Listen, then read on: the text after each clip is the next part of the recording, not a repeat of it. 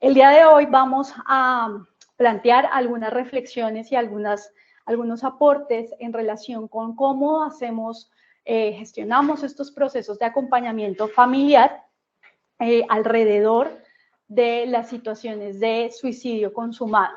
Entonces, un poco para ambientar este primer escenario de conversación, quise titular la presentación Versar con la voz ausente.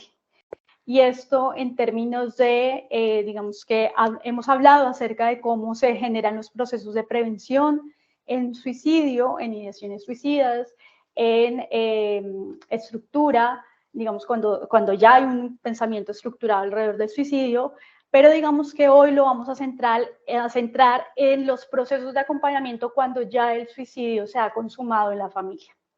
Entonces, un poco para poder generar estas diferentes comprensiones, quisiera plantear un poco este asunto del escenario de la terapia como un escenario de ritual de paso. Cuando hablamos del ritual de paso en la terapia, nos referimos a este ambiente relacional que vamos construyendo con el otro desde el lenguaje y en el cual vamos poniendo en juego los diferentes elementos, dilemas y situaciones conflictivas en las familias y especialmente los dilemas y conflictos que se dan alrededor de la situación del suicidio consumado. Está fallando un poco esta, y ahora sí, está un poquito lento. Entonces vamos a abordar diferentes momentos en la presentación. Uno tiene que ver con cómo es ese proceso de acompañamiento y cómo es la vivencia de la familia alrededor de las dinámicas relacionales que se van configurando cuando hay un suicidio consumado. Y el otro elemento, el otro momento de la presentación va a realizarse en relación con los procesos de acompañamiento, cómo vamos desarrollando la conversación terapéutica en el proceso de acompañamiento. Un primer elemento para plantear en este proceso de acompañamiento va a ser la forma en la cual la familia llega a la consulta cuando ya ha sucedido la situación. Y un aspecto que comienza a generar mayor dilema y mayor dolor en las familias tiene que ver con esa incertidumbre permanente y la pregunta permanente alrededor del por qué se llevó a cabo el suicidio. ¿Cómo es que la persona dentro de la familia llega a tomar la decisión?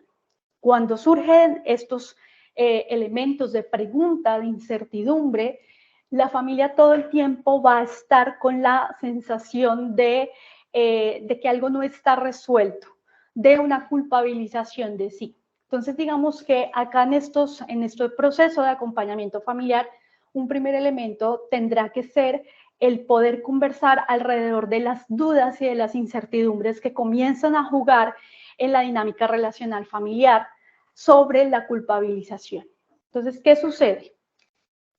Claro, ahí vamos a entrar a mirar cómo es que se da el suicidio consumado ya como tal en diferentes formas, porque puede haber una forma en la cual yo no he manifestado nada alrededor, no he dejado ningún mensaje a la familia, o puede suceder que de pronto la persona que toma la opción del suicidio ha dejado alguna carta o algún mensaje o algunas pistas en las familias.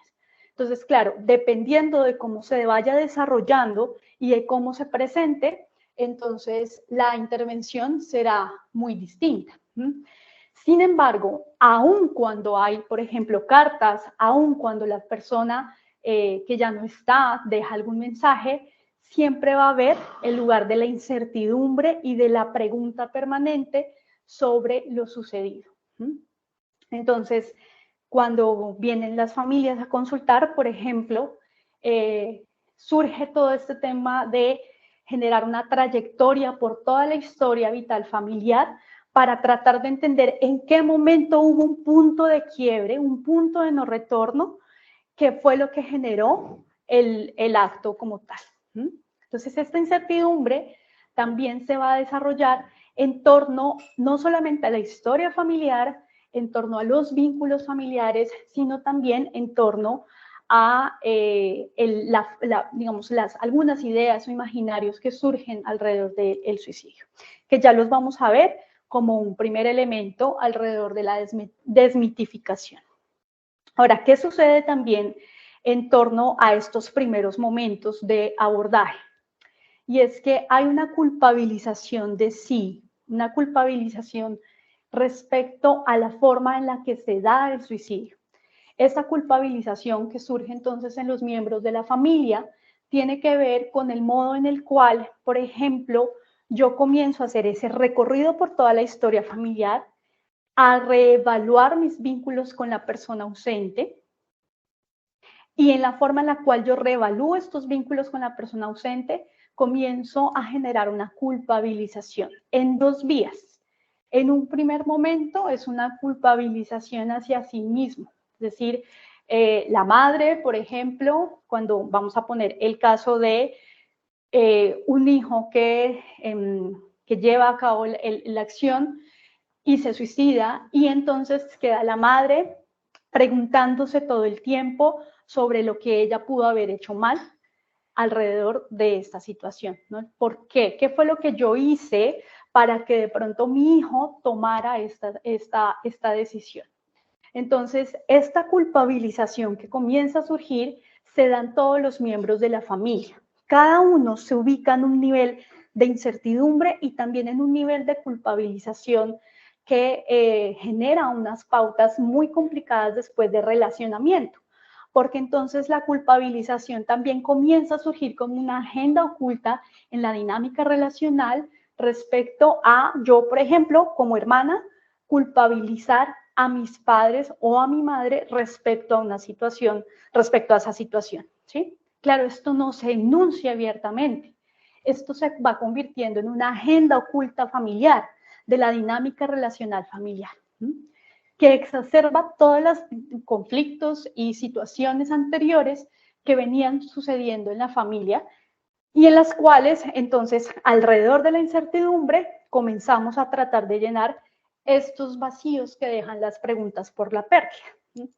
Entonces, claro, está la dimensión de la culpabilización hacia mí mismo porque pude haber evitado, porque no me di cuenta que de pronto mi hermano o mi hermana estaba viviendo una situación que llevó a que cometiera el acto, ¿cierto? O la dimensión de culpabilizar a otros como parte de esa agenda relacional oculta. Pero también, posteriormente, van a generarse unos señalamientos hacia la persona ausente. Lo vamos a plantear en estos términos de la persona ausente, digamos, como para ubicarnos un poco en lo que estamos conversando, alrededor también de esta metáfora de cómo empezar a versar con esas voces o con esa voz ausente. Por favor, si tienen algún comentario, alguna reflexión, me comentan, me dicen para poder ir generando como esta interacción y que no sea solamente la conversación desde este lado. Entonces, bueno, digamos que ahí tenemos un primer elemento que tiene que ver con cómo llegan las personas al escenario de consulta y cuáles son las sensaciones o las vivencias de la experiencia que se ha desarrollado alrededor como tal de la situación.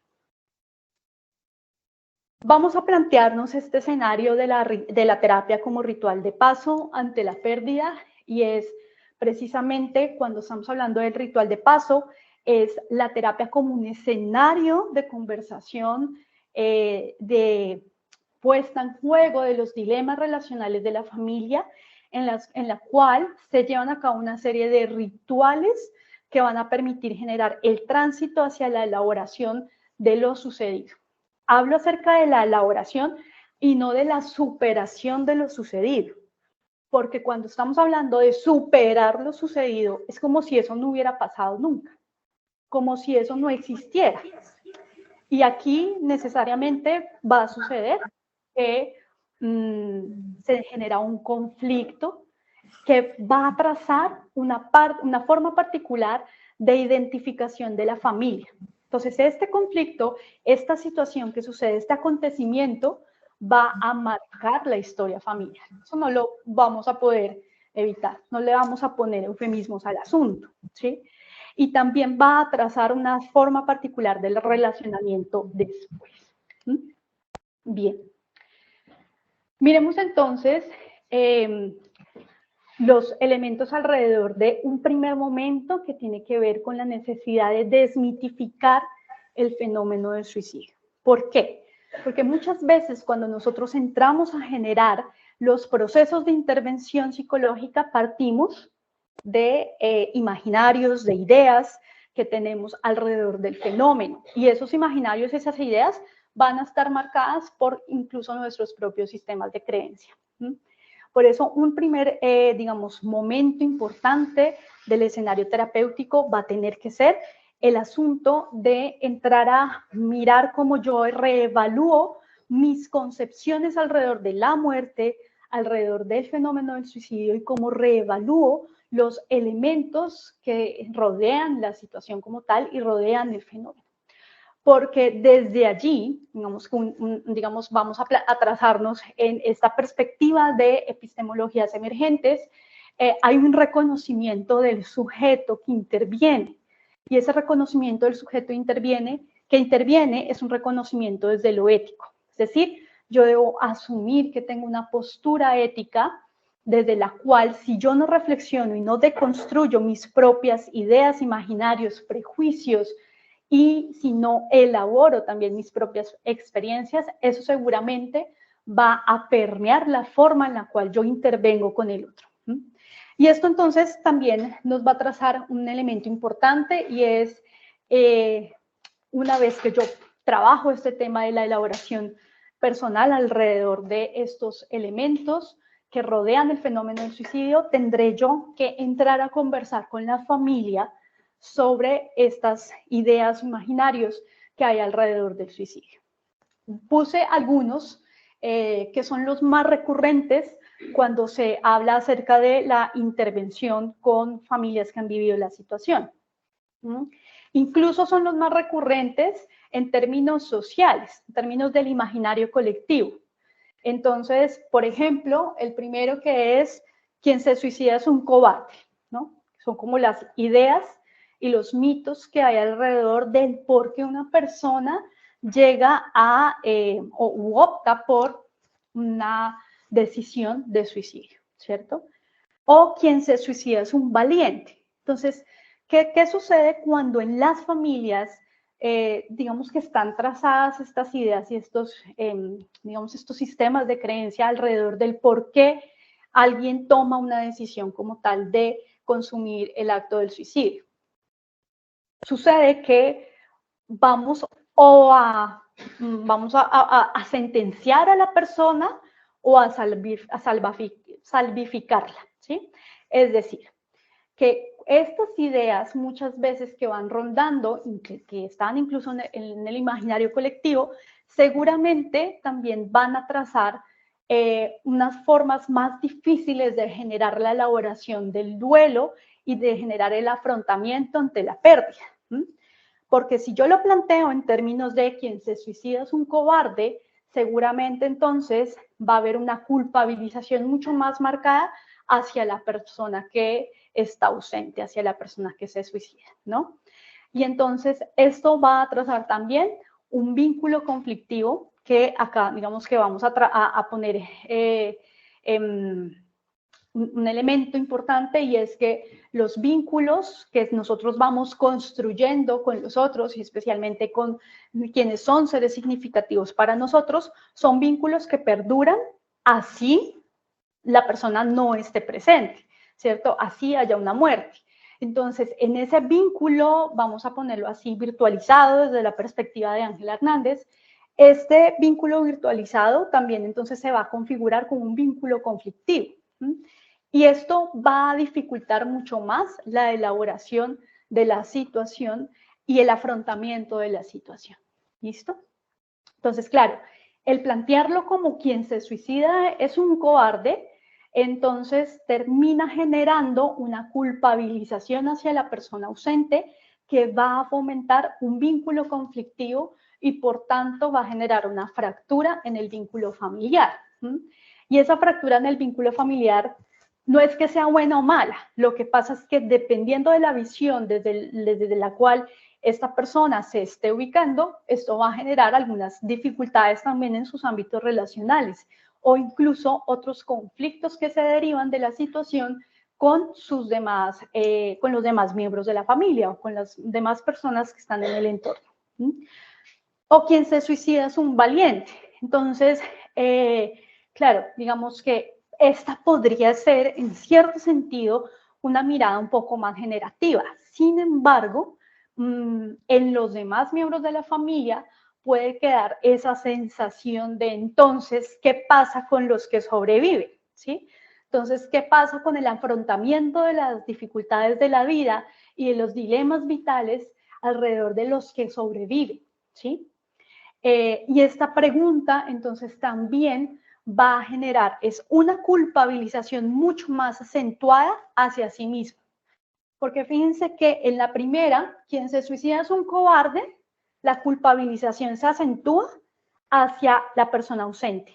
Pero cuando yo planteo quien se suicida es un valiente, la culpabilización se va a agudizar más hacia sí mismo. Porque entonces, ¿qué pasó en los recursos relacionales y en la nutrición relacional de la familia o de mi vínculo con la persona ausente? Que yo no pude impedirlo o que yo no estuve a su altura de la forma como solucionó el problema. ¿Sí? No sé si es clara esta parte, como estas dos distinciones. Bien, pudimos haberlo evitado. Entonces, ahí la culpabilización se va configurando de forma colectiva. ¿Listo? Y cuando la culpabilización se da de forma colectiva, vamos a plantearlo en este escenario, se va a agudizar la culpabilización entre los miembros de la familia, entre los sobrevivientes. ¿Listo? Ahora, ¿qué sucede también en estos términos de esto cómo impacta los programas de salud mental? Y es, digamos que ahí hay varios elementos. Nosotros podemos hablar de factores de protección, de factores de riesgo alrededor del suicidio. Sin embargo, podríamos decir que sobre este tema no hay nada dicho y no hay nada determinado, ¿sí? Porque entonces van a generarse también otras, digamos, otras ideas alrededor del suicidio y que tienen que ver con que si, por ejemplo, si se puede evitar, si lo podemos evitar, ¿por qué sigue ocurriendo? Y entonces ahí vale la pena preguntarnos qué estamos haciendo en dos vías. ¿Qué estamos haciendo a nivel sociedad? ¿Cómo configuramos nosotros este tejido social que vamos a plantearlo así, que favorece relaciones de riesgo y de vulnerabilidad en términos a cómo nos vinculamos con los otros? Entonces, ¿qué sucede alrededor de estos elementos? Cuando hablamos de las prevenciones, lo hablamos muy desde la dinámica de prevenir estos factores de riesgo, ¿cierto? Pero vale la pena entrar a profundizarlo más en términos de cuáles son los factores de protección. Pero además pasa otra cosa que, sucede otros elementos alrededor, y es que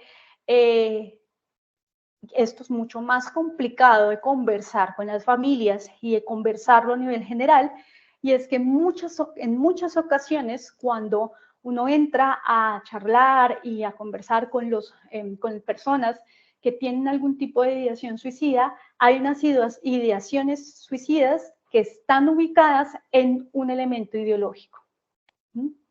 Esto es mucho más complicado, porque trasciende lo existencial en la persona, porque trasciende la dinámica relacional conflictiva en la familia o en el entorno, ¿sí? Cuando yo esto lo ubico, por ejemplo, en términos de, esto es una opción como desde el elemento ideológico, entonces prácticamente que allí los dilemas vitales de la persona que lo piensa y la persona que se lo elabora son mucho más profundos. No solamente están ubicados en un plano familiar, sino en un plano en general respecto a su visión de mundo y a su vínculo con el mundo en general. Voy a poner un ejemplo. Bueno, hay un escritor caleño, Andrés Caicedo, que él toma la decisión de suicidarse a los 27 años.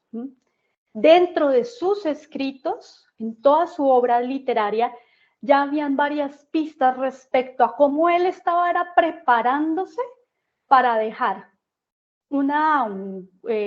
digámoslo así, para dejar un elemento, una huella reflexiva en los otros respecto a su forma de ver la vida, pero esa forma de ver la vida estaba tan estructurada desde el principio, desde que era niño, que prácticamente todos sus escritos generan un proceso de ilustración de la elaboración de él, de su propia vida hacia el tránsito hacia la muerte. Esto es mucho más complicado de trabajar, ¿no? Porque fíjense que aquí no hay un elemento donde de pronto la persona solicita la ayuda. No hay un momento en el que solicita la ayuda para prevenirlo, no, simplemente sucede. Por eso es tan importante que cuando nosotros trabajamos estos temas, y en general todos los temas, los fenómenos que tienen que ver con lo social, con lo humano, las apuestas sean interdisciplinares.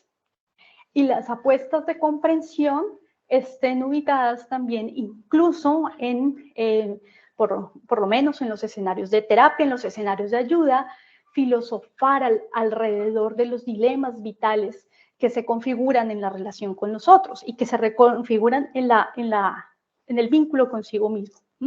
Entonces, por eso es importante además que esto, me voy a saltar aquí un poco, me lleva a este último escenario. Hablar de suicidio incrementa las tasas de suicidio. Esto ha sido una de las dinámicas que se han generado en algunos programas, por ejemplo, que no hablan abiertamente de la prevención del suicidio porque el imaginario está en que eso incrementa los suicidios. Y el asunto termina siendo más complicado porque si de eso no se habla, no se visibilizan tampoco los factores de riesgo y por tanto no se fortalecen los factores de protección. Entonces, claro, esto nos debe llevar a empezar a analizar justamente cómo nosotros estamos estableciendo programas de prevención o programas de salud mental. Y es que la situación en términos de salud es que todo nuestro sistema de salud a nivel mundial está instaurado es desde lo paliativo, no desde lo preventivo. Y cuando se instaura desde lo paliativo, claro, las formas de comprensión de la salud terminan siendo muy distintas, porque en la comprensión de la salud, entonces, lo estamos llevando casi que a un plano muy reducido, incluso de algunas dimensiones de la salud, pero no un plano que vea o que conceptualice la salud de forma integral. No sé si por acá hay algunas preguntas. No sé si hay alguna pregunta por acá. Sí, tienes varias abiertas. Ok. Hay que buscar cuál de todas las que te ha preguntado. Vamos a ver. Si ha sido aquí, aquí no ha sido. En el Teams. Aquí ha sido aquí. Ok. Bien. Entonces, María Marín nos dice, pero si se habla de ello, las personas que lo están pensando pueden decir que es muy frecuente y más gente lo hace, entonces es normal. Otra cosa es que no se hagan temas de preventivos o se niegue. Ok, vamos a plantearnos este escenario y es, claro, esta es una mirada muy situada como en las dinámicas del aprendizaje social, ¿cierto? Pero uno de los elementos que hay que entender alrededor del suicidio es que todas las comprensiones deben ser singulares, ¿sí? Claro, acá estamos dando algunas orientaciones principales, generales, pero por eso es importante entrar a mirar cómo es que en los sistemas de creencia familiares opera, y en los sistemas de creencia del sujeto, opera las nociones alrededor de la muerte y alrededor de la vida, ¿sí? ¿Por qué? Porque, digamos, esta no es una toma de decisión en la que yo digo como, bueno, todos se suicidan, entonces yo también, como, entonces todos se lanzan al puente, yo también lo hago. No, es mucho más denso, mucho más complicado. Digamos que no podríamos reducir la explicación a esta comprensión, ¿sí? Porque uno de los elementos que sí se ha abordado en las investigaciones es que los temas alrededor del suicidio son multifactoriales. Y por tanto competen también a comprender múltiples dimensiones que están atravesando una situación particular alrededor del suicidio. Estamos hablando, por ejemplo, de situaciones que están ubicadas en crisis vitales familiares, en crisis de dilemas personales, lo que hablábamos ahorita sobre las filosofías de vida, en incluso factores sociales, factores económicos, factores culturales. Entonces, por eso es importante entrar a mirar cuáles son para esta persona en particular sus factores de riesgo y cuáles podrían ser sus factores de protección, ¿sí? Bien, gracias por esta observación. Vamos a ver, ubiquémonos aquí nuevamente en todas las múltiples pantallas. Es este. ¿Listo? Ok, gracias a ti, María. Perfecto. Entonces, volviendo a estas últimas ideas que me faltaba plantear, entonces vamos a plantearnos estas tres. El suicidio es hereditario, entonces hay que tener en cuenta lo siguiente, y es nuevamente el poder generar una comprensión que sea interrelacional y una comprensión que no esté reducida a una sola dimensión. ¿Listo? Cuando yo la reduzco a una sola dimensión, casi que eso me genera una sentencia en el discurso y en el mandato familiar. ¿A qué hago referencia con esto? Cuando nosotros lo planteamos en estos términos del suicidio es hereditario, esto comienza a generar o más bien, le quita agenciamiento tanto al sujeto como a la propia familia, porque esto se va a convertir en un mandato social, en un mandato familiar, que termina convirtiéndose en una profecía autocumplida. ¿Sí? No sé si de pronto han oído un poco este término. Porque en la forma en la cual nosotros comenzamos a narrarnos en la vida familiar, pero también nos narramos dentro de nuestras identidades, hay unas apropiaciones que nosotros generamos desde cómo vinculamos los discursos dominantes a nuestra propia construcción identitaria, incluso el discurso dominante que prima en la familia. Entonces, claro, hemos tenido, y seguramente cuando uno hace el abordaje terapéutico, por ejemplo, y uno rastrea la historia familiar, ha habido historias de suicidio ahí, ¿cierto? Esto es importante comprenderlo en términos de qué sucede en las pautas transgeneracionales que se repite como un factor de riesgo. Y ojo, porque ayer lo planteábamos un poco alrededor en uno de los escenarios de clase, lo planteábamos sobre el asunto de la psicogenealogía.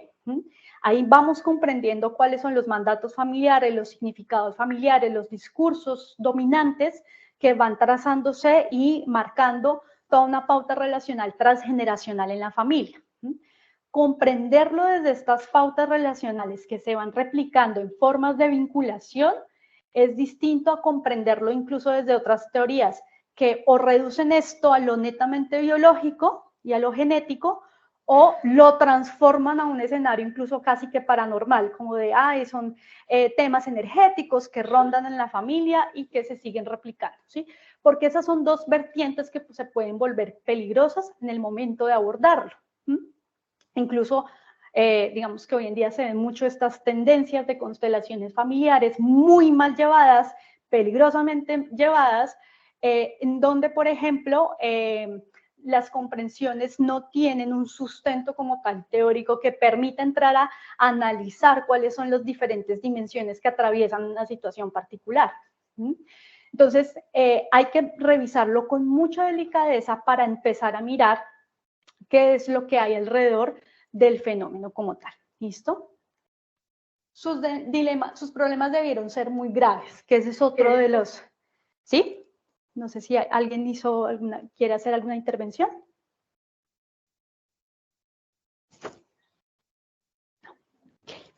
Entonces, claro, entonces, por ejemplo, cuando lo planteamos en este escenario, nuevamente surge el tema del qué hice yo o qué pude haber hecho yo para tratar de solucionar los problemas que pudieron haber evitado en la persona que llevar a cabo el acto, ¿cierto?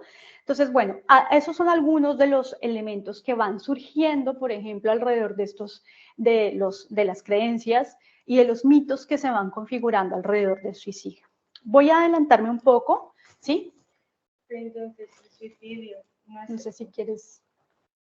Si entonces el suicidio no es hereditario, porque, o sea, no es como, por ejemplo, el cáncer.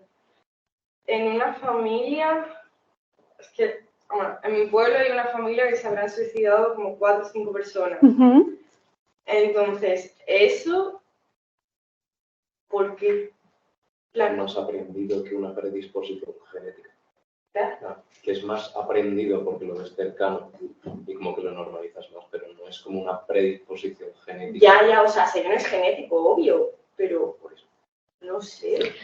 Digamos que es importante el ejemplo que tú traes a colación, porque lo que podemos empezar a mirar es que los casos se deben analizar de forma particular, ¿cierto?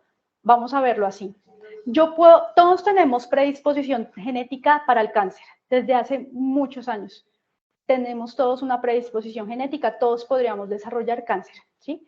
Pero las condiciones ambientales, incluso los vínculos con el territorio, incluso mi vínculo personal, la estructura psíquica, la dinámica relacional, va a influir en si desarrollamos o no el cáncer, ¿sí? Entonces, ¿qué sucede? Cuando puede que hayan ciertas predisposiciones, por ejemplo, pero el que se desarrolle no va a estar situado únicamente en un solo factor. Por eso analizamos que esto del suicidio es multifactorial. Entonces, es importante que cuando hacemos las explicaciones alrededor de un fenómeno, lo veamos todo en relación, para mirar cómo es que interactúan las diferentes dimensiones alrededor de la persona, de forma tal que se configura una situación particular, ¿cierto? Porque de lo contrario, entonces, claro, establecemos relaciones unicausales y ahí lo que vamos viendo es que hay múltiples factores que pueden estar incidiendo en esto. Habría que ver qué historias de vida hay, qué mandatos familiares hay allí alrededor de la muerte, por ejemplo, alrededor de la resolución de conflictos, alrededor de cuáles son las pautas transgeneracionales que se van repitiendo en términos del vínculo con nosotros, pero también en términos de cómo van construyendo sus identidades, su relación con el mundo. Habría que mirar allí, por ejemplo, las lealtades. Esto es un elemento que es importante analizarlo en las dinámicas relacionales. Las lealtades familiares y los significados que se construyen alrededor, por ejemplo, del hecho. Por ejemplo, digamos que quienes morían en guerra muchas veces preferían suicidarse antes que morir a manos del enemigo, ¿cierto? El morir a manos del enemigo podría representar una traición a su bando, por ejemplo. Entonces, claro, hay unos significados muy fuertes donde la connotación es distinta. Entonces, todos estos elementos que representan, sean también en las lealtades vinculares, seguramente estarán impactando también allí. Entonces, habría que entrar a mirar y analizar cuáles son las circunstancias que rodean como tal a esta familia en particular. Por aquí atrás creo que había una intervención. ¿Una pregunta o...?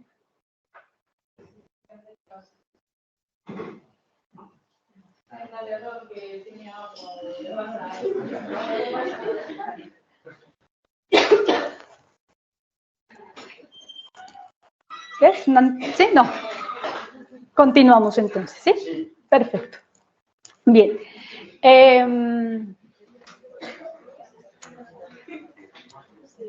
¿Cómo nosotros entramos a analizar y a comprender los sistemas de significado de la familia? Entonces, ¿y por qué es importante que esto se trace como un segundo elemento también a trabajarlo allí? y es precisamente el entrar a trabajar sobre los significados familiares nos va a permitir mirar cómo nosotros generamos acoplamiento familiar con la familia. ¿Listo? El acoplamiento emocional, perdón. ¿Cómo generamos un acoplamiento emocional que sea además muy cuidadoso en el trato y muy cuidadoso en el acompañamiento, en el abordaje como tal? ¿Sí? Ahora, claro, en un primer momento de entrada, seguramente yo busco ese acoplamiento emocional tratando de comprender cuáles son los significados que surgen alrededor de la familia o en la familia respecto a la situación, ¿cierto? Sin embargo, esto no implica que yo no genere posteriormente algunos elementos de pronto de confrontación que permitan resignificar algunas situaciones dilemáticas en la familia. No como tal el suicidio, porque ¿cómo resignifico yo esto? Es más complicado. Si yo entro con esa perspectiva, seguramente voy a entrar de forma irrespetuosa. Entonces, ¿qué vamos a resignificar el suicidio? Pues, a ver, no lo viviste tú y se acaba de matar mi hijo. Entonces, a resignificar qué carajos, ¿sí? Entonces, ojo porque, claro, acá cuando lo planteamos en términos de entrar a mirar estos significados y cómo reconfiguramos el escenario de la conversación hacia la resignificación, no es como tal hacia el hecho, sino hacia todo lo que generó el hecho, ¿listo? Como todos los impactos que generó la situación como tal. Voy a plantearme aquí en términos de la teoría ecoeto-antropológica del vínculo de Jacques Pierremont, porque, claro, para entender estos sistemas de significado, tendré que entrar a mirar cuáles son las dimensiones que hay alrededor de la forma en la cual las personas significan lo que les pasa en el mundo, lo que les pasa en la vida, ¿sí? Entonces, vamos a encontrar que en esta teoría hay 3 dimensiones importantes para analizar esos significados. Las epistemes, que hace referencia a todo este mundo de conocimiento del aparato científico, pero también del aparato religioso, de la institución religiosa, desde la cual yo, por ejemplo, me ubico, que va a influir en las formas de relacionamiento con los otros e incluso va a influir en las prácticas cotidianas de vinculación. ¿Listo? Entonces, esto es importante por lo siguiente. Cuando yo rastreo las epistemes en la familia, necesito entrar a identificar, uno, desde qué religión se están ubicando. ¿Cuáles son las comprensiones sobre la muerte en esta religión particular, por ejemplo? ¿Cuáles son las comprensiones alrededor del mundo espiritual? Muchas veces, y digamos que esto es un elemento que, claro, la psicología, digamos, clásica lo desvirtúa un poco, el entrar a trabajar sobre el mundo espiritual. Pero las miradas emergentes en psicología, incluso cuando trabajamos en conductismo sobre el contextualismo funcional, por ejemplo, los conductismos de tercera generación, las miradas humanistas, las miradas emergentes alrededor de diferentes modelos, ya entran a reconocer que hay una necesidad de trabajar alrededor de lo espiritual en los sujetos y en las familias. Es decir, cómo cada persona comprende su mundo espiritual y qué comprensiones hay alrededor de la espiritualidad, que es diferente a las comprensiones desde la religiosidad. ¿Listo? Entonces, cuando estamos hablando de las epistemes, estamos hablando de todas las ideas que están, digamos, que permean nuestras prácticas cotidianas y que están dadas, por ejemplo, por el conocimiento que tenemos desde la ciencia, por la religión, incluso también por lo político, y por eso se ubican como epistemes. ¿Listo? Esas epistemes van a configurar sistemas relacionales, sistemas de creencia, redes de sistemas de creencia particulares que están ubicadas en los mitos o las mitologías familiares. Cuando hablamos de los mitos, no son los mitos de los que estábamos hablando ahorita, sino de los sistemas de creencia que se van configurando, por ejemplo, en estas prácticas discursivas, en estas prácticas relacionales, y que además tienen sentido con las formas de ritualización. Es decir, cuando hablamos de esta teoría como tal que plantea Pierremont nos va a hablar acerca de que las formas en las que nosotros nos vinculamos con las personas desde lo práctico obedecen a unos sistemas de creencia particulares. ¿Listo? Entonces, un poco lo que yo les planteaba acerca del ejemplo de Andrés Caicedo. ¿Mm? Claro, todas sus epistemes permeaban entonces la forma en la que escribía. Entonces, la forma en la que escribía se va a comprender como los rituales, como los ritos. ¿Listo? Esas epistemes, al permear esas formas de escritura y al permear también las formas de relacionamiento con el otro, van a orientar sus prácticas cotidianas. ¿Listo? Entonces, claro, estos elementos están interrelacionados entre sí y por eso es importante entrarlos a trabajar con las familias, porque de acuerdo a eso las familias tienen unas formas particulares en las cuales establecen todos sus rituales. Los rituales, tanto, por ejemplo, rituales de acontecimientos especiales, como por ejemplo los rituales cotidianos. Con quién comparten, a quién le hablan cuando tienen un problema, comparten o no la cena, ¿sí? Como todos los elementos rituales que incluso hacen referencia también a las funciones de las redes de apoyo, están ubicadas o tienen un sustento en sistemas de creencia particulares. ¿Hasta aquí es claro? ¿De pronto hay alguna pregunta o comentario? Ok, listo. Entonces, claro, ubicarme en estas epistemes, en los sistemas de creencia y en los rituales familiares también me va a facilitar a mí la intervención, porque vamos a ver, ¿qué pasa si de pronto la familia que asiste a consulta o las personas que asisten a consulta son ateas y yo soy católica? ¿Les voy a imponer mi visión o mis formas de rituales para gestionar el duelo? ¿Sí me hago entender? O al contrario, que llegan las personas con una religión, digamos, que practican, son católicos, y yo soy atea. Entonces, ¿qué les voy a decir? ¿Hacia dónde voy a orientar la resignificación? ¿Sí me hago entender? Es importante plantearme desde dónde yo me estoy ubicando, porque yo no puedo imponer miradas. Y asimismo, pues entonces yo no puedo imponer los rituales. Recuerden que estamos hablando de la terapia como ritual de paso, que más adelante entraremos a mirar, pues que en la terapia se movilizan unos rituales específicos, pero si los rituales no hablan en el mismo lenguaje de la familia, no tendrán sentido. ¿Listo? Esto es súper importante porque de lo contrario terminamos generando una praxis psicológica situada en técnicas y así no puede ser. Entonces, porque entonces esto se convierte en, ay, para tal caso aplique tal técnica, para tal otro aplique esta otra técnica. Pues para esa gracia uno no hace un estudio de estos y más bien busca en Google, ¿sí o no? Y ya. O saca videos en TikTok. Y ya. Y le resuelve la vida a todos los demás. ¿Cierto? Entonces, claro, analizar estos elementos termina siendo importante porque yo necesito generar esto. Un acoplamiento cuidadoso, respetuoso, con las familias en las cuales, por ejemplo, las familias, yo pueda entrar a conversar en el mismo lenguaje de la familia. ¿Listo? Bien. ¿Hasta aquí alguna pregunta, algún comentario?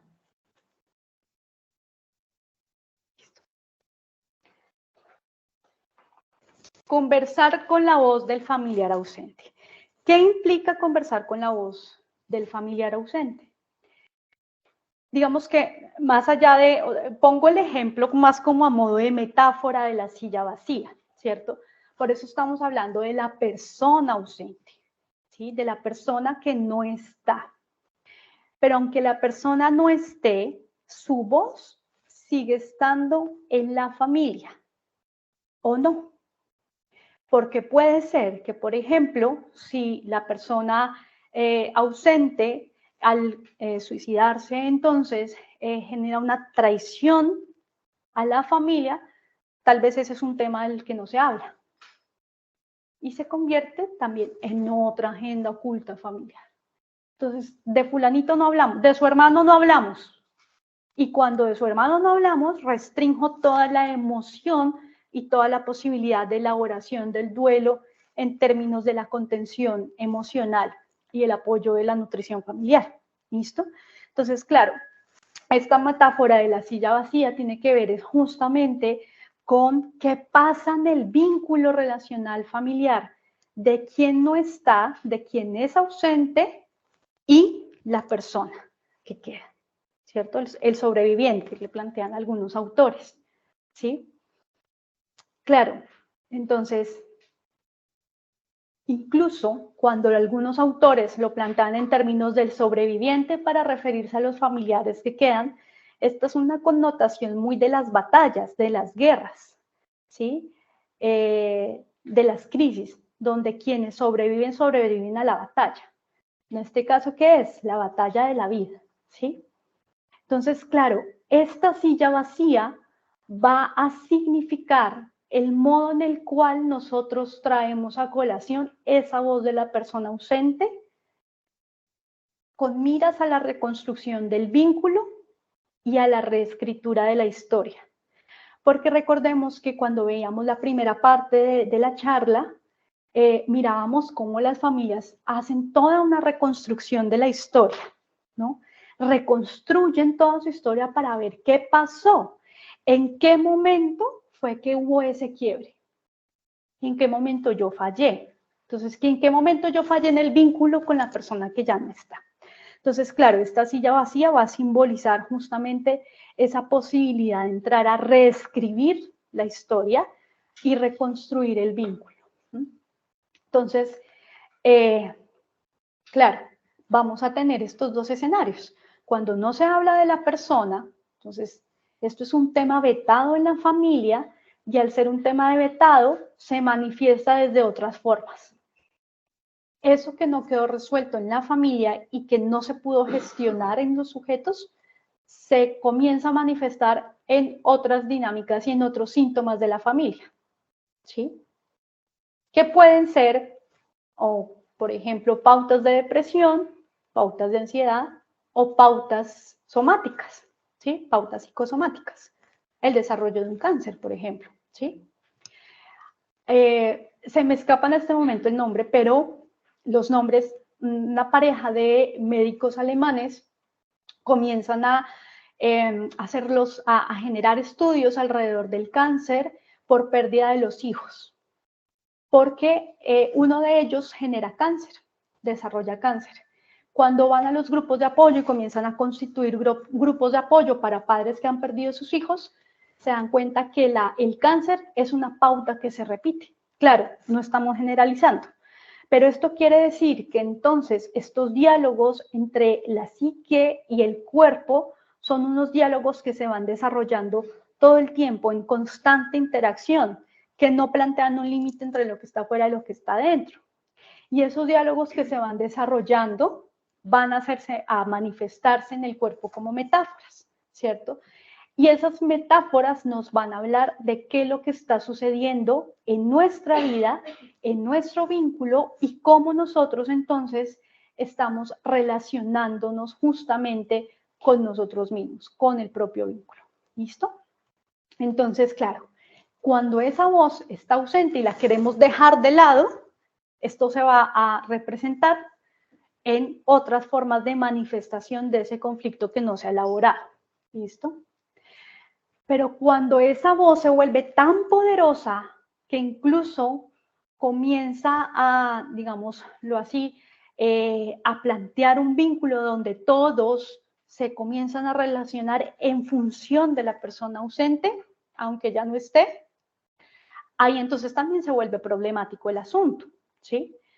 Entonces, ¿por qué se vuelve problemático? Porque prácticamente ahí en esos vínculos relacionales son unos vínculos donde yo no asimilo que el vínculo se virtualiza, sino que sigo relacionándome con el ausente como si estuviera presente, ¿sí? Claro, esto traza también unas formas de dinámica relacional muy complicadas, incluso a veces de chantajes emocionales. ¿Qué le gustaría a su hermano? ¿Sí?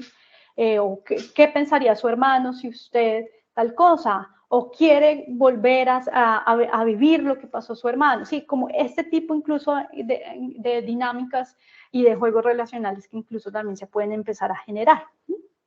Entonces, claro, conversar con la voz del familiar ausente tiene un sentido y es la posibilidad de reconciliar el vínculo y reconciliar la historia alrededor de lo que pasó. Claro, esto toma tiempo, No es que fue en una sesión, y recuerden, estamos hablándolo como en términos de metáfora. Las formas pueden haber muchas, pero ¿de qué depende? De cuáles son las formas más pertinentes para la familia. ¿Bien? ¿Qué pasa si la persona no quiere hablar de ello, pero tú le estás viendo que se está perdiendo porque se ha suicidado a alguien de su entorno, pero no se atreve a hablarlo? Porque no, pero no sé si me explico. Sí, bien. Ahí digamos que un elemento que entramos a mirar es qué tanto están los familiares preparados para abordar ciertos momentos de la terapia. Y además, cuáles son las disposiciones emocionales que tenemos respecto a dar pasos hacia aquello que configuran ellos como el cambio. Entonces, ahí hay dos elementos. No solamente en este escenario, sino en diferentes escenarios, por ejemplo, de la terapia. Seguramente vamos a encontrarnos con consultantes que no están preparados para hablar de lo que les pasa, ¿cierto? Y eso hace parte también de incluso sus propias formas de gestionar emocionalmente aquello que les ocurre. Esto es importante también tenerlo en cuenta para no entrar a forzar. Podemos entrar a confrontar ciertos elementos, incluso podemos entrar a confrontar las disposiciones que tienen cuando ya ha pasado un tiempo, por ejemplo, significativo, y seguimos ahondando en lo mismo y seguimos como en círculos viciosos hacia alrededor de lo mismo, ¿cierto? Claro, podemos entrar a generar alguna confrontación, voy a hacer una aclaración, la confrontación no en términos de pelear con el otro, de conflicto, ¿no? Sino entrar a generar como estos escenarios de reflexión donde el otro se pregunte y se cuestione, ¿sí? Más en esos términos. Pero finalmente el otro decide en qué momento lo va a hacer, ¿sí? ¿Por qué? Eso tampoco es algo que dependa del todo de mí. Depende de las formas como se va relacionando y cómo va gestionando sus propios procesos, ¿sí? Porque, pues claro, cuando yo intento, muchas veces puede pasar esto. Entre más yo intento sacar y jalonar, más la persona va a resistirse, ¿sí? Porque incluso puede ver invadida su intimidad, o qué pasa también en el vínculo con el otro. Eso también depende de qué vínculo yo establezco con la otra persona, ¿sí? Entonces, claro, yo me pregunto un poco sobre estos escenarios cuando la persona no lo plantea y yo me doy cuenta, le pregunto abiertamente qué tan preparada se siente para hablar de esta situación en particular. Eso también me permite a mí devolver la autonomía al otro y que no el otro delegue todo el poder en mí como terapeuta, ¿sí? Sino como yo devuelvo ese agenciamiento hacia el otro. ¿Sí?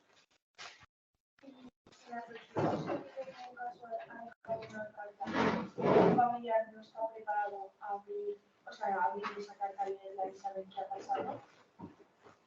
¿Podemos hacer algo para que esa persona no se sienta culpable o no? Es que yo tengo un caso. O sea, tengo una amiga que su madre murió. Entonces, se suicidó, le dejo una carta y ella no la ha querido abrir. Pero ella no se siente querida. No. Se siente, no sé, como decepcionada. Y entonces, esa culpabilidad a mí como amiga me mata también. Entonces no sé cómo hacer para ayudarla ni nada, porque claro, o sea, yo espero que no quiera abrirla ni que quiera saber qué ha pasado, pero no quiero que se sienta así. Entonces no sabemos qué hacer, ni su padre, ni yo, ni nadie. De acuerdo. Entonces es como un bucle, está en un bucle y nos quiere salir. Entonces no sabemos cómo afrontarlo. Claro, digamos que como en este caso particular que tú planteas, es importante hacer también la distinción respecto a cuál es tu papel ahí, ¿no?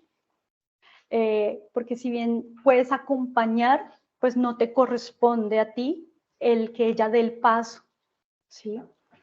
Y sí sería importante más bien tratar de revisar que haya otra persona quien genere ese acompañamiento, una persona que desde un escenario un poco más neutral, también pueda conversar con ella. ¿Por qué? Porque seguramente allí también el no poder gestionar ciertos elementos no los va a poder hablar del todo ni contigo ni con su papá, porque seguramente hay muchas cosas que ella quiere decir que si las dice los va a lastimar a los dos, ¿sí? Y por eso no le, tal vez eso puede estar sucediendo y no le permite dar ese paso también a gestionar incluso el vínculo con su madre, ¿sí?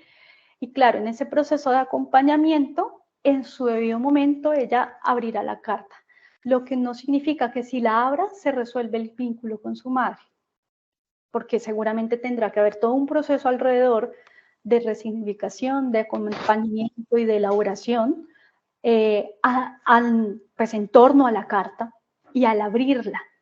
Y lo que se podría, más bien, lo que uno podría entrar a mirar, a comprenderlo, digámoslo así, es qué es lo que lleva a no querer abrirla, ¿sí?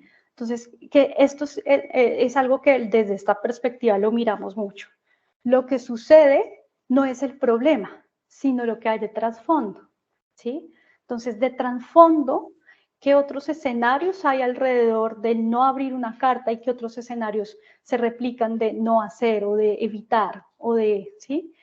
Ese es el trasfondo. Como el trasfondo es mucho más grande que esto de la carta, o sea, la carta simplemente termina exacerbando una situación vincular, personal, ¿cierto?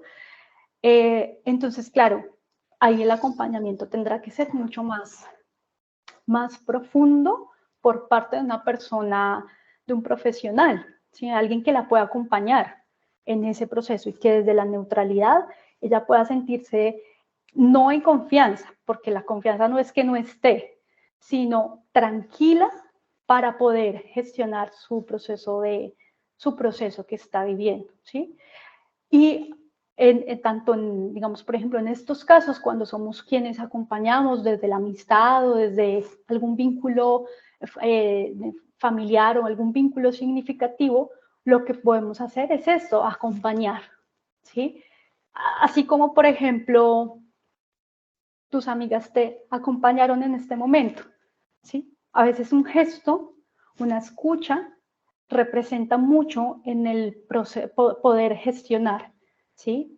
Sin que tú eso te lo cargues. ¿Sí?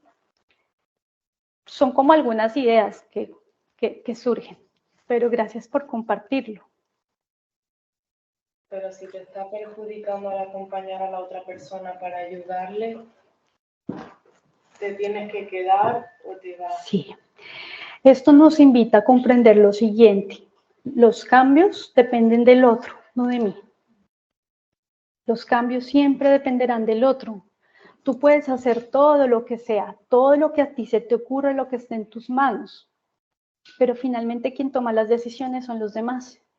Eso necesitamos también comprenderlo nosotros, incluso como psicólogos, porque eso es lo que nos pasa muchas veces cuando tenemos ciertos casos, que nos cargamos con lo que pasa con el otro, ¿sí? Ya, pero tú sabes que le está pasando, a ver, ya que ha dicho ella también, mi exnovio, su hermano se suicidó. Entonces, pues yo, obvio, era mi novio, yo estaba con él, pero se metió en un mundo, la droga, cárcel, yo ahí no quiero estar a su lado porque le quiero, pero me mata, entonces... De acuerdo. Y no lo habla, ¿qué hago? Nada. Tú acompañas hacia donde la otra persona te permita acompañar. Y estás ahí hacia donde la otra persona te lo permita. Pero más allá de eso, si eso ya comienza a afectarte y a perjudicarte, ahí viene como el tema del autocuidado, ¿sí? No puedes llevar a cuestas las decisiones de la otra persona.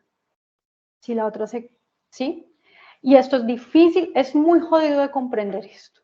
Esto acá hablándolo chévere así en el discurso, claro, pero cuando uno lo vive es difícil, ¿cierto? O sea, porque claro, lo que estamos haciendo acá casi que es un ejercicio de racionalización. Pero en la emoción el asunto es distinto, Y en la emoción tampoco nos podemos forzar a cambiar nuestras emociones. Esto no es como que cambie el pensamiento y cambie la emoción y el comportamiento, eso no es tan sencillo. Si fuera así, pues no tendríamos trabajo, así de sencillo. Perdón mi humor negro, ¿sí? Pero es un proceso que también toma tiempo. Y toma tiempo porque depende también de las formas en las que tú vas ubicando tus piezas emocionales en ti misma, ¿sí? Entonces, y eso no es algo que sale en 4 sesiones o en 8, o eso no es algo que solamente se pueda resolver incluso en el ámbito terapéutico, sino es algo que se resuelve en la propia vida, ¿sí?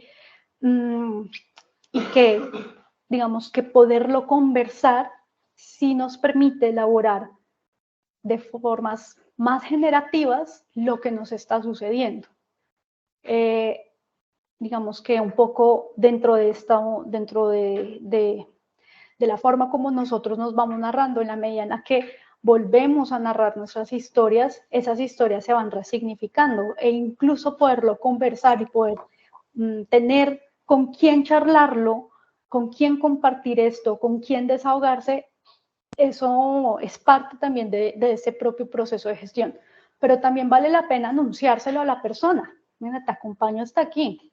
Tú miras qué vas a hacer también con lo demás, ¿sí? Un poco, porque bueno, claro, viene este asunto de no por lo que nos pasa podemos llevarnos a rastras a todo el resto del mundo, ¿sí? Entonces también es importante a veces devolver este asunto de cómo es que tú estás experimentando el vínculo, cómo estás experimentando la relación, ¿sí? Y desde allí, porque claro, tampoco se trata como de, ah, pues chao, pero nunca lo hablaste y nunca lo dijiste, ¿sí? Entonces, a veces hay que ponerlo sobre la mesa porque tal vez esa es una visión que el otro no ha tenido. Entonces, habría que preguntarse si esto se habla abiertamente, si hablamos abiertamente en nuestras relaciones de aquello que nos incomoda, de lo que nos duele. ¿Se lo ponemos sobre la mesa? Lo ponemos y lo conversamos con el otro, pero el otro también toma sus decisiones respecto a cómo lo va tomando. Claro, y lo hacemos de una forma generativa, de una forma cuidadosa, ¿sí? Pero tampoco podemos callárnoslo, porque callarlo no es una forma de solución. Evadirlo no es una forma de solución. Y esto se puede plantear abiertamente. Habría que ver qué pasa allí, ¿sí? Bueno, no sé si hay algunas otras reflexiones sobre esto.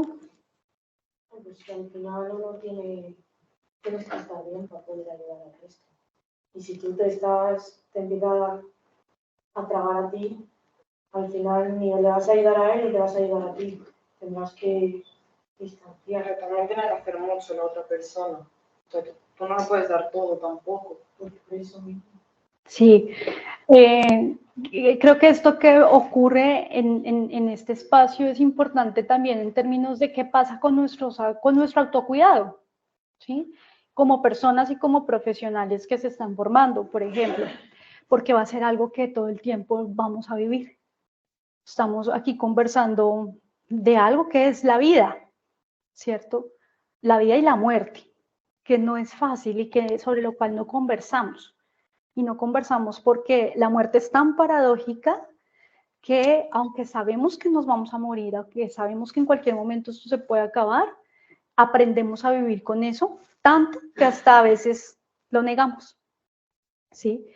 Y bueno, creo que estos escenarios de charlar y reflexionar y sacar lo que uno siente y sacar lo que uno opina, permiten justamente esto, que también se convierta en un espacio en el cual, pues, a veces cuando yo oigo a la otra persona, esto también puede que me cale a mí, puede que me genere ecos. Y justamente este tema del autocuidado en nosotros tiene que ver con la forma en la cual nosotros tenemos esta oportunidad de generar escenarios colaborativos grupos, por ejemplo, de conversación, círculos de la palabra, ¿sí? Los círculos de la palabra, por ejemplo, están dados por una mirada muy reflexiva, donde cada quien va anunciando lo que siente, lo que vive, lo que experimenta, y desde allí entonces se van tejiendo incluso nuevas comprensiones, cosas que yo no me he pensado, o al menos voy sintiendo también como este apoyo de los otros, ¿sí? Porque a veces puede que en un círculo surja una situación y tal vez yo no sabía el otro cómo estaba, por ejemplo.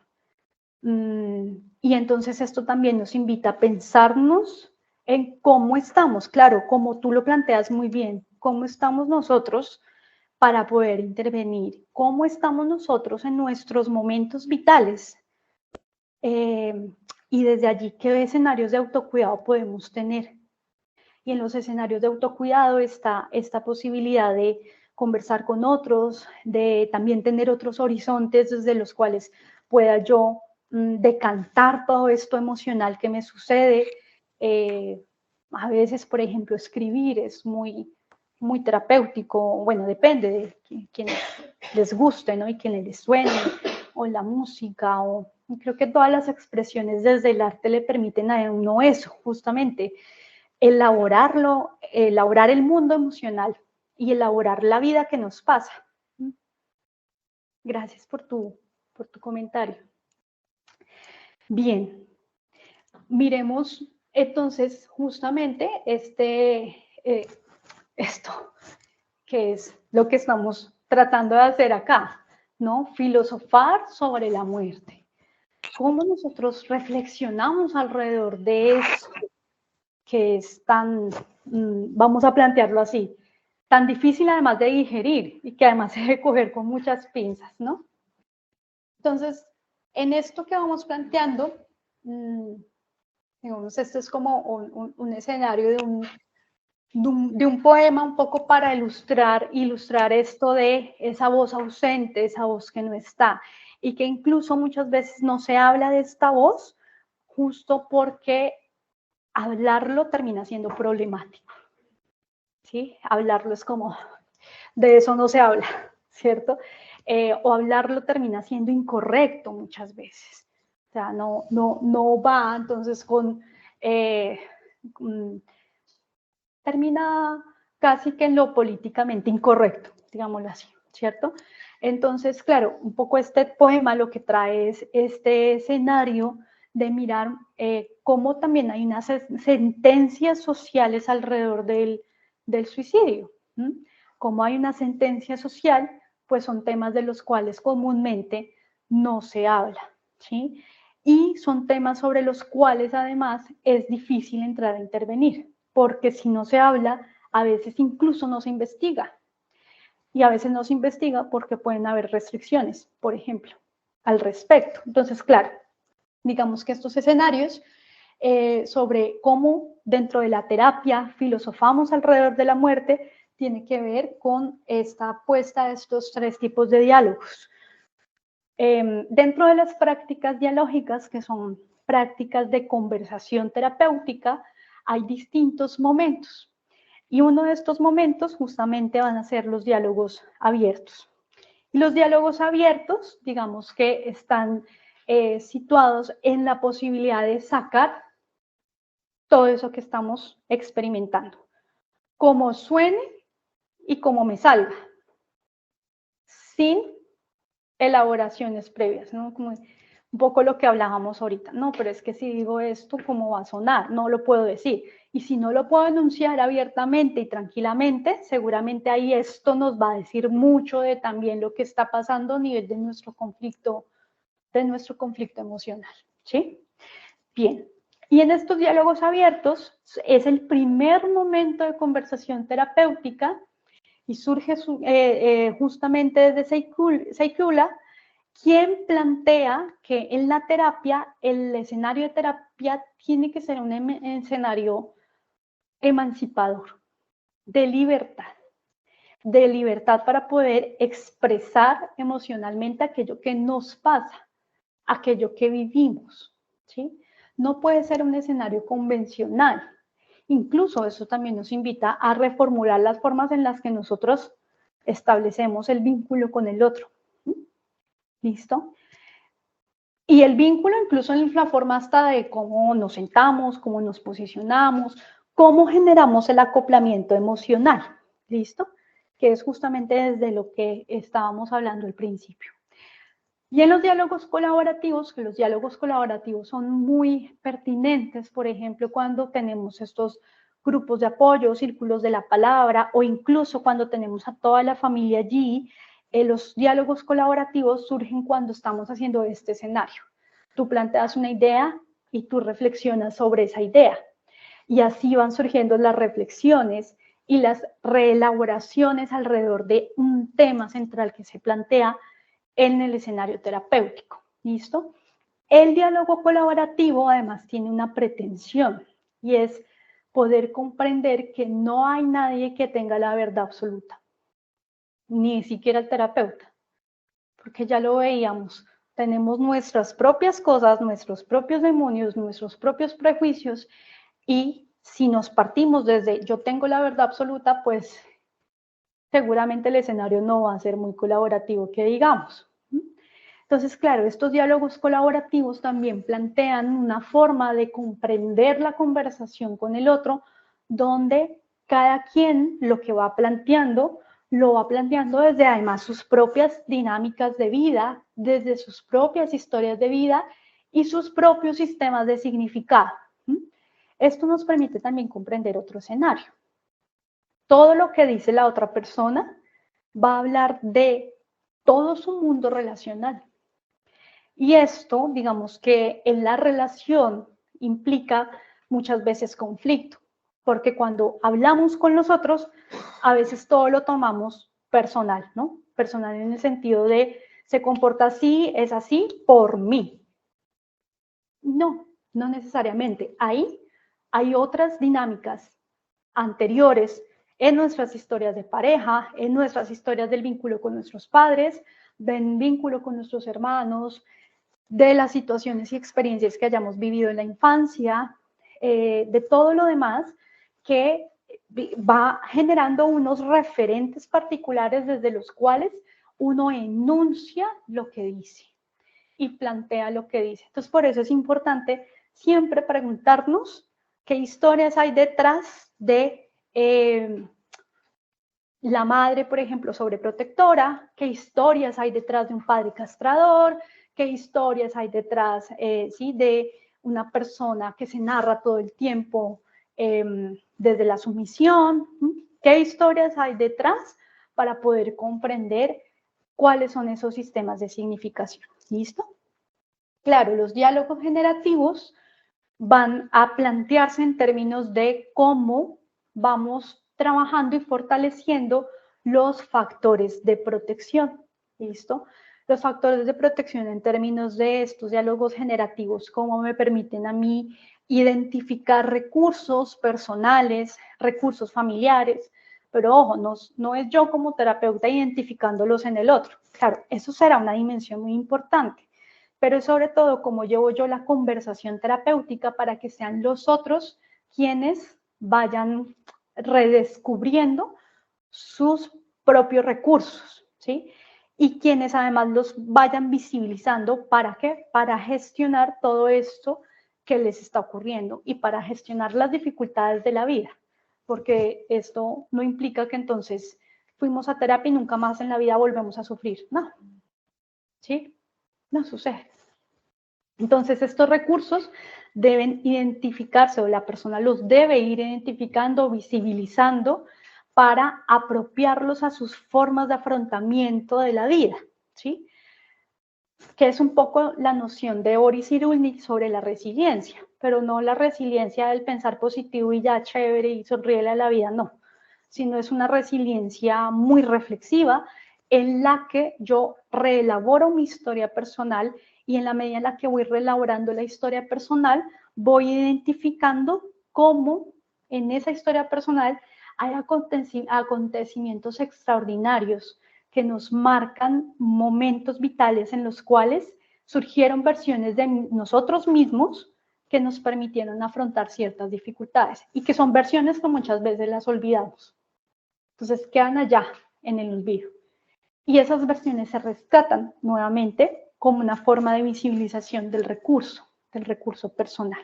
¿Bien? Y también estos diálogos generativos nos permite también entrar a identificar cuáles son los recursos sociales desde los cuales también yo me puedo apoyar, por ejemplo, a partir de la activación de las redes de apoyo, a partir de la identificación, bueno, digamos, ahí vemos una dificultad, entonces miremos qué otro recurso social puede haber en un apoyo emocional, un apoyo profesional, incluso muchas veces en una escucha, en un ejercicio de escucha, en fin. Bien, ¿hasta aquí tenemos alguna pregunta? Listo. Entonces, los rituales de paso en la terapia justamente van a recoger todos los elementos de recursos desde los cuales yo puedo, bueno, o que han surgido ya previamente con todo este escenario que yo ya he venido trabajando en la conversación terapéutica con la familia, y que me plantea, por ejemplo, la posibilidad de trabajar con la familia desde diferentes estrategias. Por ejemplo, aquí yo pongo algunas que me parece relevante rescatar, como por ejemplo el elemento de la conversación metafórica o el uso de documentos terapéuticos, porque como estamos hablando justamente de la terapia como ritual de paso, pues esto que vamos conversando se tiene que operacionalizar en rituales que la familia pueda, digamos, asir, ¿sí? En rituales que además representen también. Recordemos que nosotros somos seres simbólicos. Al ser seres simbólicos, todo esto que hacemos es desde los rituales relacionales, desde los rituales, por ejemplo, de despedida o rituales de reconciliación, tiene un impacto significativo sobre nuestros sistemas de significación. Por eso nosotros usamos lo que usamos, oímos lo que oímos, tenemos algún elemento que nos identifica, porque ese elemento ritual es lo que nos permite incluso conectar con aquello que somos o recordar aquello que somos. Y los rituales en terapia ayudan a movilizar justamente los significados alrededor de algo que se está tratando, algo que se está conversando. Entonces, por ejemplo, las cartas de despedida o cartas de respuesta, depende, nuevamente hago la salvedad, depende de si es pertinente o no, ¿cierto? Depende si para las personas algún tipo de ejercicio escritural tiene sentido. Si no tiene sentido, pues no vamos a hacerlo, ¿sí? Pero es un poco como ejemplos de cómo, por ejemplo, valga la redundancia, en los rituales de reconciliación y de perdón lo podemos realizar a partir de documentos terapéuticos o a partir de distintos escenarios o distintas estrategias que ustedes pues, puedan plantear sobre la mesa, incluso que se puedan co-crear con las personas que están en consulta, ¿sí? A veces las personas en consulta traen ideas y dicen, vienen a consulta y dicen, bueno, se me ocurrió escribir hoy, o se me ocurrió ir, por ejemplo, yo tuve una consultante que había perdido a su hijo, incluso este duelo fue mucho más complicado porque no había un cuerpo que enterrar, pero él había dejado una carta de despedida por suicidio. Entonces, estaba en ese vínculo, bueno, digamos como en ese matiz muy ambiguo de si lo hizo o no lo hizo, porque como no había un cuerpo que enterrar, era mucho más difícil gestionar el ritual de despedida. Entonces lo que ella hizo fue ir a recorrer el último lugar donde lo vieron a él vivo. Y al ir a recorrerlo, ese fue su lugar donde ella hizo su ritual de despedida, pero lo hizo ella sola. No le dije, ay, se me ocurre que puedes hacer esto o haz esta tarea. No, lo hizo ella sola.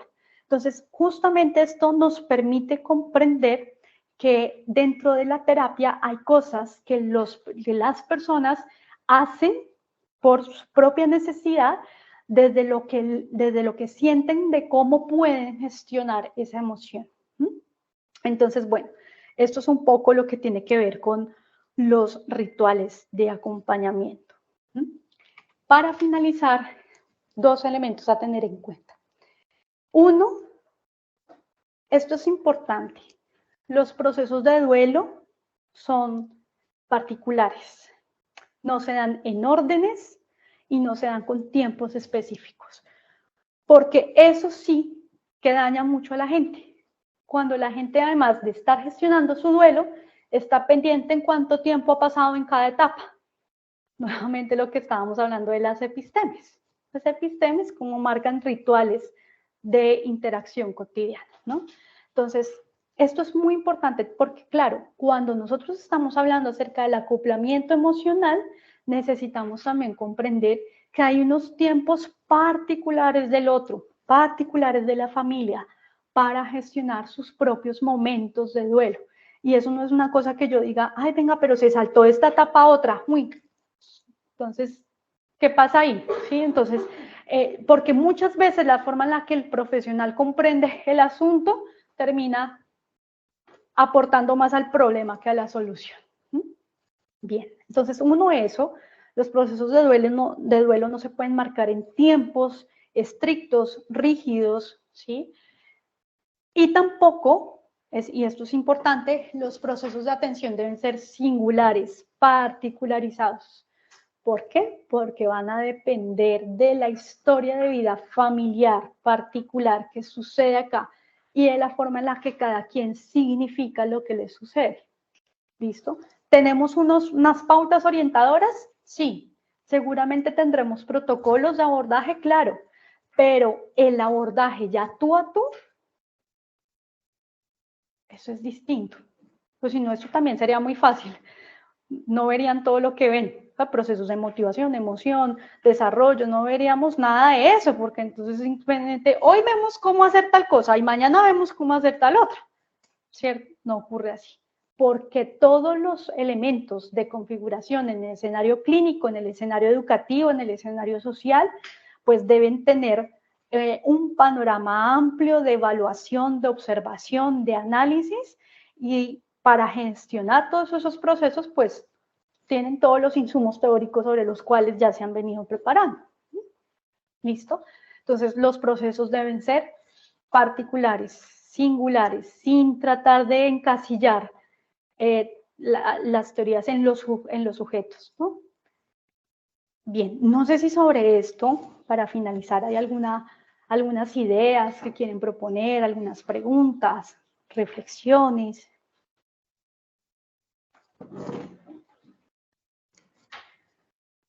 Perdón, que yo por acá no estaba viendo el chat del Teams.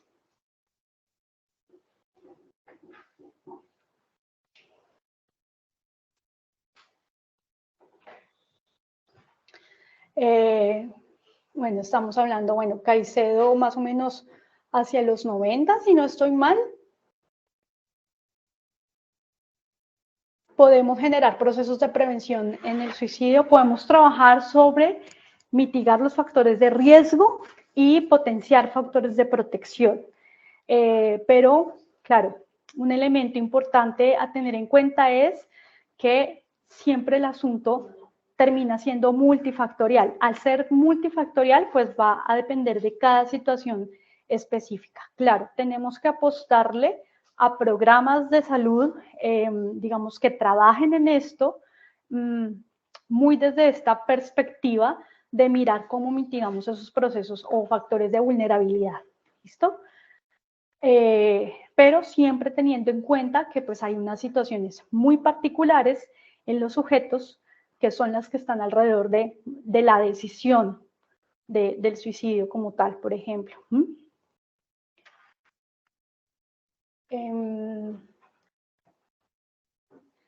Bueno, esto ya lo abordamos un poco sobre las disposiciones hereditarias. ¿Qué hacer cuando las personas con conducta suicida se niegan a recibir ayuda? Bueno, ahí en esos términos vamos a plantearnos sobre la corresponsabilidad que tenemos como agentes sociales.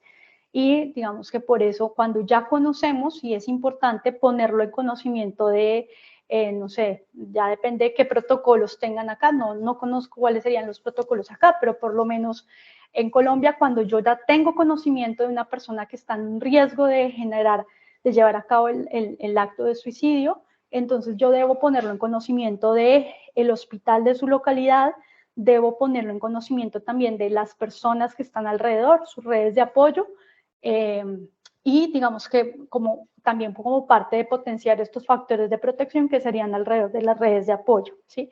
Figuras significativas que puedan tal vez generar una contención, por ejemplo. Y bueno, digamos que dentro de estas formas de, digámoslo así, casi que eso se plantea como el poner en conocimiento para mirar cómo activar estas redes de apoyo sociales o para activar los recursos sociales que puedan llegar a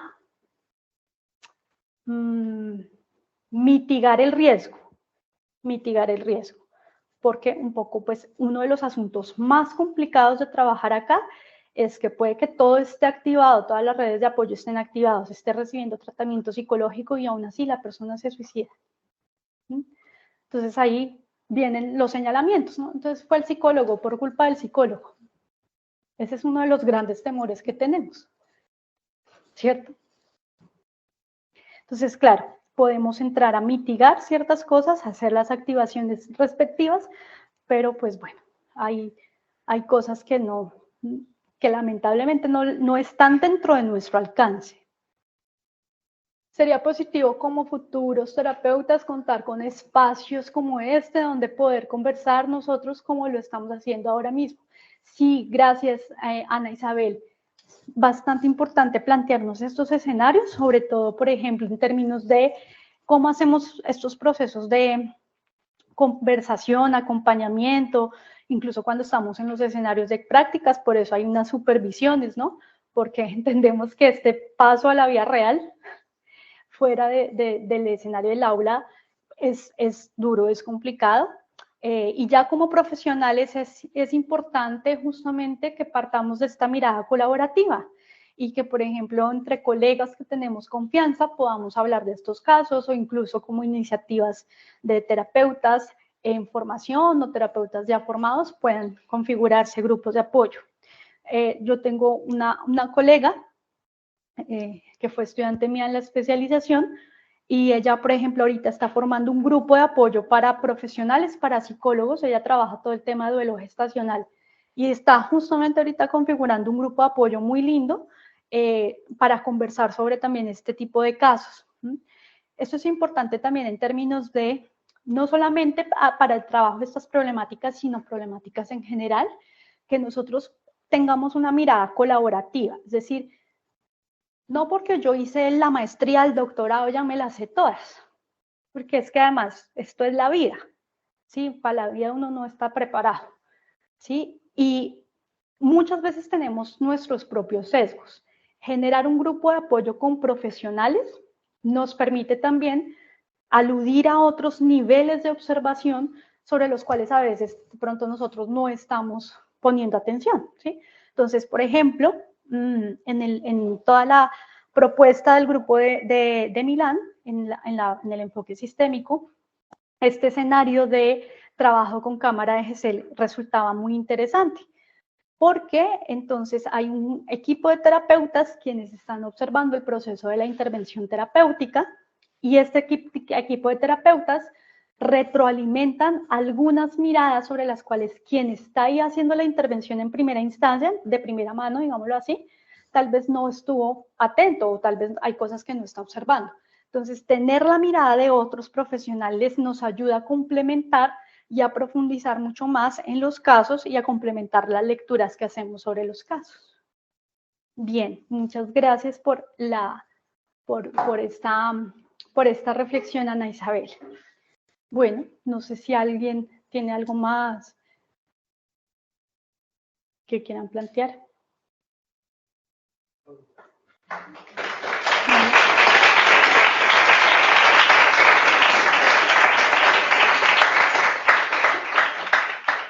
Bueno, muchas gracias por su atención y pues